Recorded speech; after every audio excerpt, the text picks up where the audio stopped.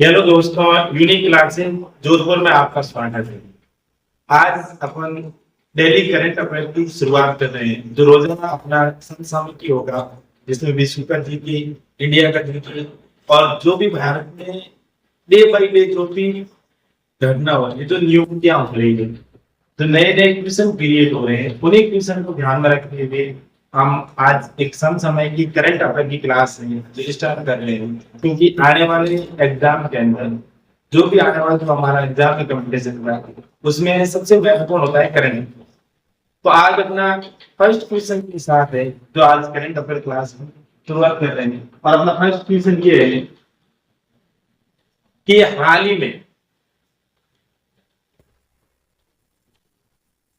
ही में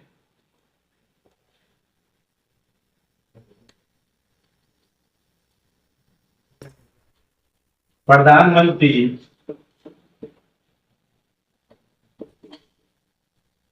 नरेंद्र मोदी ने किसान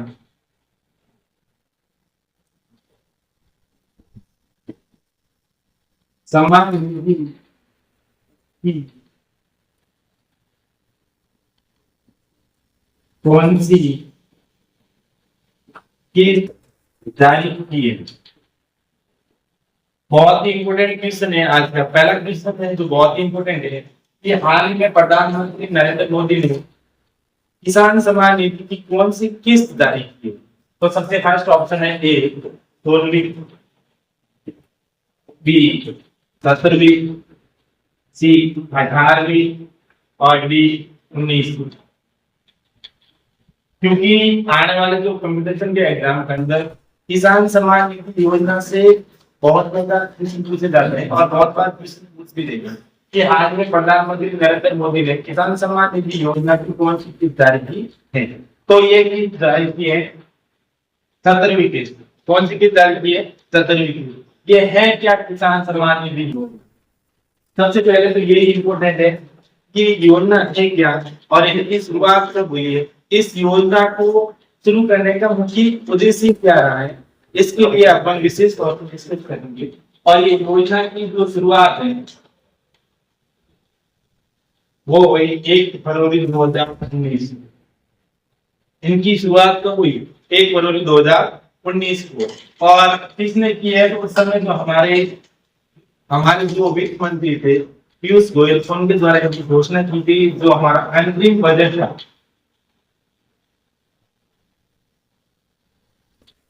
हमारा अंतरिम बजट था, और इस बजट के अंदर किसान सम्मान निधि योजना की है जो घोषणा की गई। और घोषणा के साथ इनका जो मुख्य उद्देश्य क्या है, ये 2019 के अंदर स्टार्ट, 2019 के अंदर करनी, लेकिन स्टार्ट करने का इनका मुख्य उद्देश्य क्या है, जो हमारे देश के किसान है ना, इनका उद्देश्य क्या है कि देश के किसानों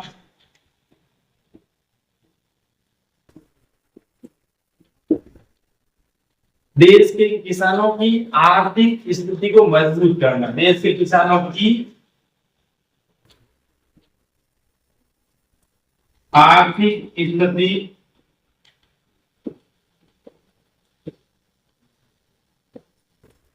को मजबूत करना एवं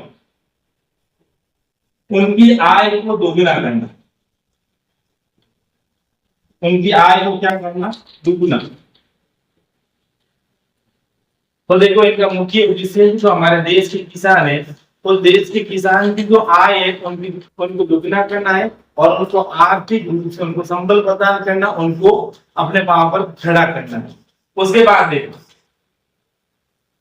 तो देखो मैं यहाँ से कुछ और बता रहा हूँ पीएम किसान सम्मान निधि योजना। तो सबसे इस योजना को बजट जोड़ देना, और इस योजना के लिए कौन सा मंत्रालय जिम्मेदार है? तो इसके लिए मंत्रालय जिम्मेदार है वो है कृषि एवं कृषि मंत्रालय। कौन सा मंत्रालय जिम्मेदार है?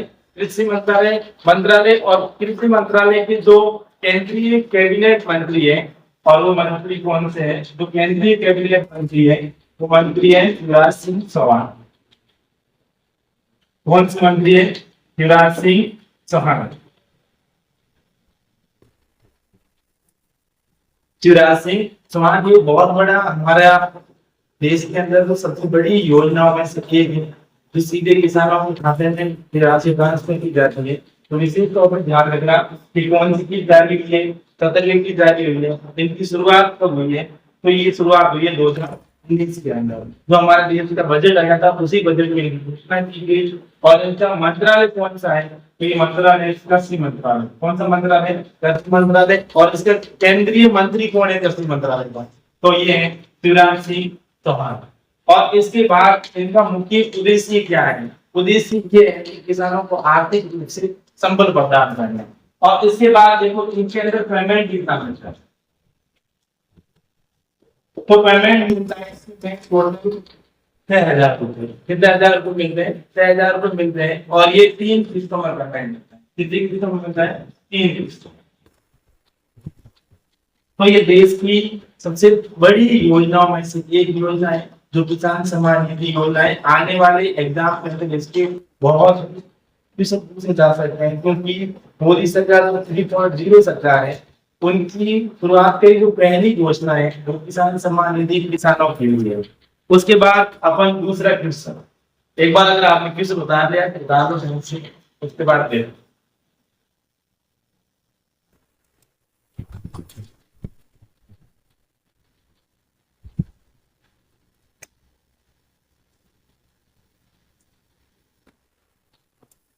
दूसरा क्वेश्चन बहुत ही इंपॉर्टेंट दूसरा क्वेश्चन है। दूसरा क्वेश्चन ये है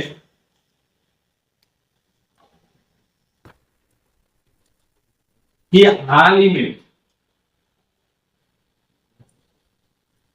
में दक्षिण अफ्रीका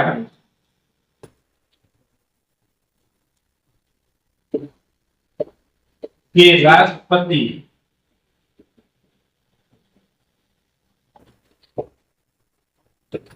किसे चुना गया?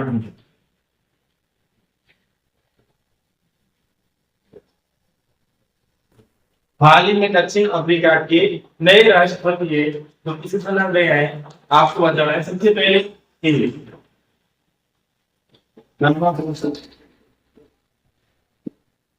बी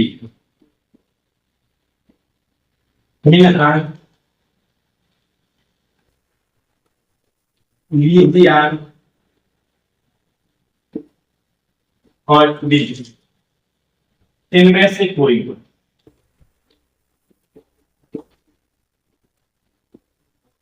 सिर्फ वही। तो देखो हमारा क्वेश्चन क्या है कि हाल में दक्षिण अफ्रीका के जो नए राष्ट्रपति है वो किसे चुना गया है। तो सबसे इंपॉर्टेंट है क्योंकि दक्षिण अफ्रीका विशेष तौर से हमेशा से ही सतर्क रहता है, इसलिए दक्षिण अफ्रीका का जो नया राष्ट्रपति है वो किसे चुना गया है? रामाफोसा। तो ये दूसरी बार राष्ट्रपति चुने गए। कितनी बार चुने गए? दूसरी बार। दूसरी बार है जो दक्षिण अफ्रीका के राष्ट्रपति चुने गए। और उसके बाद ये बताना है कि दक्षिण अफ्रीका अपन आज एनालिसिस करेंगे विशेष तौर से दक्षिण अफ्रीका। तो सबसे पहले ये बताना है कि दक्षिण अफ्रीका की राजधानी कौन सी? दक्षिण अफ्रीका की क्या कौन सी है राजधानी? तो सबसे पहले देखो तो दक्षिण अफ्रीका की 3 राजधानी। कितनी राजधानियां? 3। कौन कौन सी 3 राजधानियां?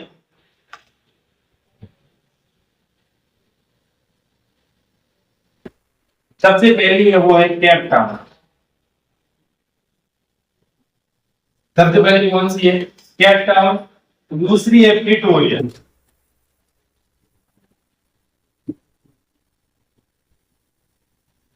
और तीसरी है ब्लॉम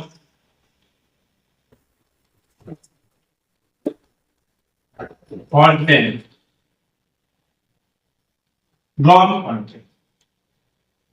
तो देखो दक्षिण अफ्रीका की है जो 3 राजधानी है। कितनी राजधानी है? 3। सबसे पहली है केप टाउन, दूसरी है प्रिटोरिया और तीसरी है ब्लॉम फॉन्टेन। तो देखो केप टाउन है ना, केप टाउन ये है प्रशासनिक राजधानी। कौन सी राजधानी? प्रशासनिक राजधानी। और उसके बाद ना ब्लॉम ये ना ये है न्यायिक राजधानी। कौन सी है? न्यायिक राजधानी। और उसके बाद में दक्षिण अफ्रीका की मुद्रा। दक्षिण अफ्रीका की क्या है? मुद्रा। और मुद्रा कौन सी है? रैंड। कौन सी मुद्रा है? रैंड। तो विशेष तौर पर ध्यान रखना कि दक्षिण अफ्रीका राष्ट्रपति किसे चुना गया? रामाफोसा को। और उसके बाद राजधानी कितनी है? 3 राजधानी है, केप टाउन, प्रिटोरिया, ब्लॉमफोंटेन। इनकी मुद्रा क्या है? मुद्रा है रैंड। और उसके बाद प्रसिद्ध नदी, दक्षिण अफ्रीका की एक प्रसिद्ध नदी है और उस नदी का नाम है ऑरेंज नदी।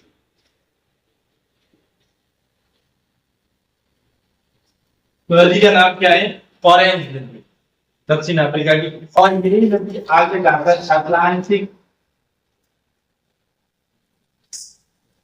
और यही नदी आगे जाकर अटलांटिक महासागर में मिलती है।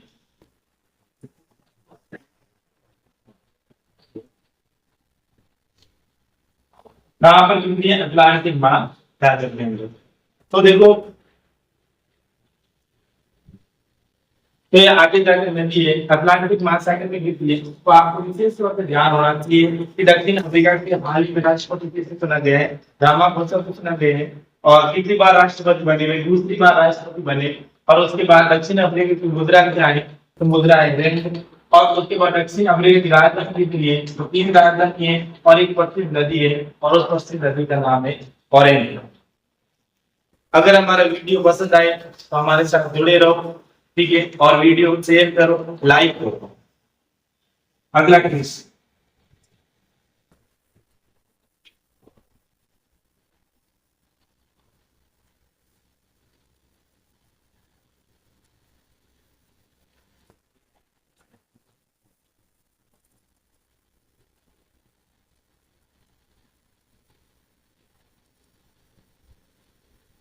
अगला क्वेश्चन बहुत ही इंपोर्टेंट अगला क्वेश्चन है मालाबार।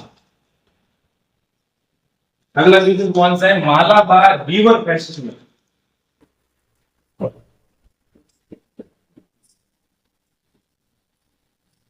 का आयोजन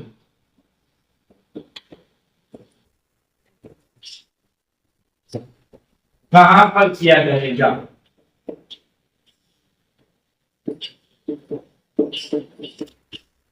तो कौन सा क्वेश्चन है कि मालाबार रिवर फेस्टिवल है, मालाबार रिवर फेस्टिवल का आयोजन हाल ही में कहां पर किया जाएगा? तो कहां पर किया जाएगा? ए Kerala, B Tamil Nadu,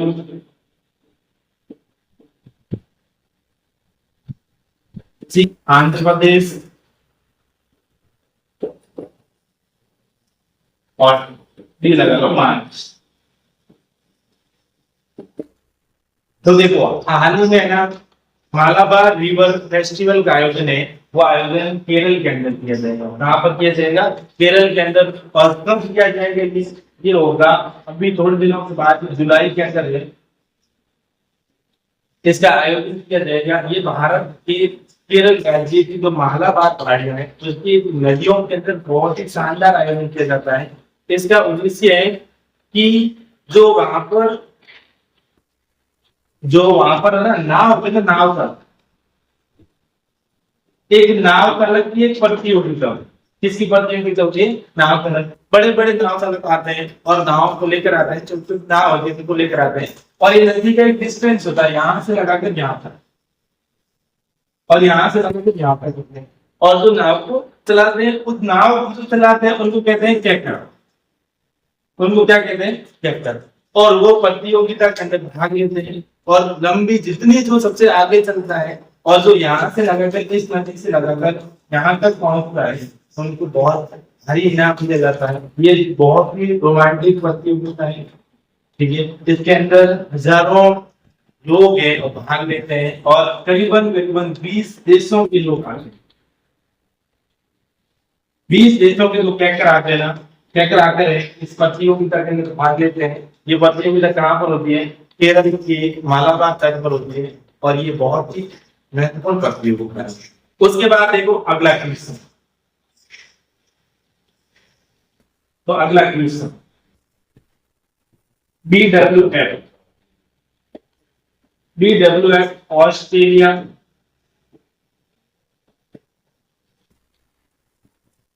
BWF Australia open 2024 का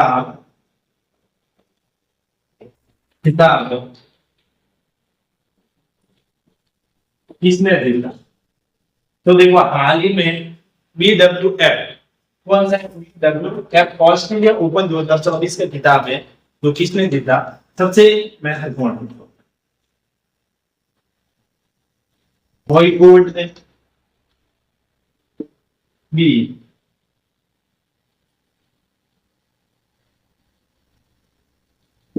लीजी लीजी दिया ने, सी कॉन्वेंट ने, D of D one Q. तो देखो BWF ऑस्ट्रेलिया ओपन 2024 का किताब है जो हाल ही में किसने जीता है? ये जीता है ली जियान। क्या नाम है? ली जी जिया है। इसने हाल ही में जो BWF ऑस्ट्रेलिया ओपन है इनको जीता है। तो देखो BWF क्या होता है? BWF BWF का मतलब होता है बैडमिंटन वर्ल्ड फेडरेशन। क्या होता है? Badminton world federation. और बैडमिंटन वर्ल्ड फेडरेशन का ये दूसरा खिताब है और इनका नाम है ऑस्ट्रेलिया ओपन। क्या नाम है? Australia open. तो हाल ही में ध्यान में तो BWF बैडमिंटन वर्ल्ड है जो फेडरेशन है, इनकी स्थापना कब हुई थी? तो इनका पूरा नाम है इंटरनेशनल बैडमिंटन वर्ल्ड फेडरेशन। क्या नाम? International badminton world federation. और इनकी स्थापना हुई थी, क्या हुई थी? स्थापना। और ये स्थापना हुई 1 जुलाई 1934 को। 1 जुलाई 1934 को इनकी स्थापना हुई है। और इनकी सदस्य कितने? तो ये इनके सदस्य है 198। इनके सदस्य कितने हैं? 198 सदस्य है। और BWF का जो दूसरा खिताब है वो ऑस्ट्रेलिया ओपन है। ऑस्ट्रेलिया ओपन की विजेता कौन है? लीजी ध्यान। तो इस बात को भी विशेष तौर से ध्यान रखना है कि BWF का पूरा नाम क्या है, ये भी आपके एग्जाम के अंदर आ सकता है। तो इस बात को ध्यान में रखते हुए आगे अगला क्वेश्चन।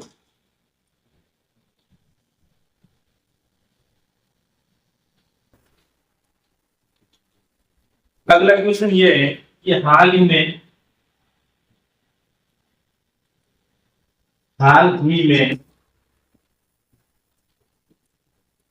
होने वाले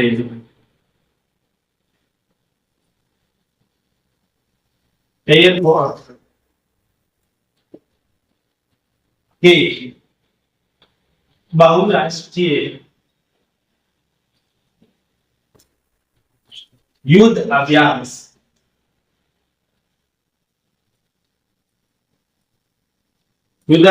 को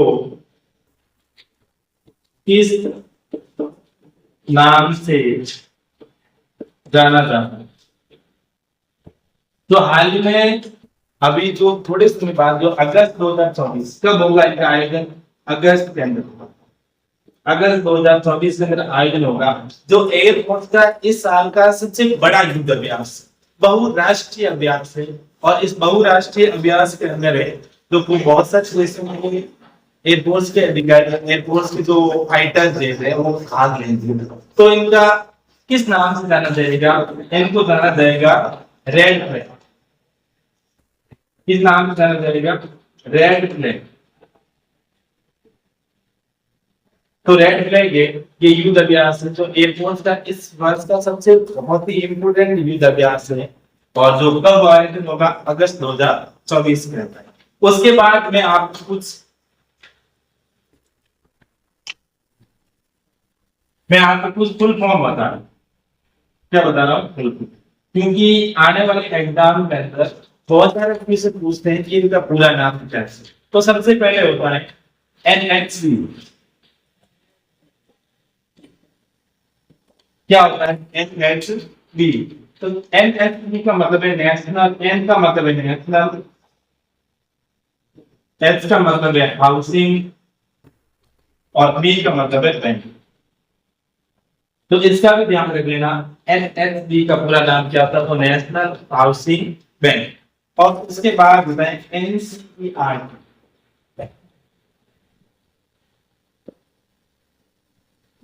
एनसीईआरटी का पूरा नाम क्या होता है? तो एनसीईआरटी, एन का मतलब है नेशनल, सी का मतलब है council, national council of education, E का मतलब है एजुकेशन, आर का मतलब है रिसर्च, और टी का मतलब है research and training.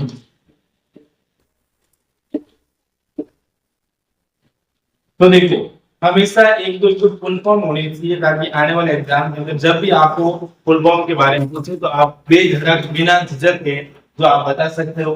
NHB national housing board, NCERT national council, देखो national council of education research and training.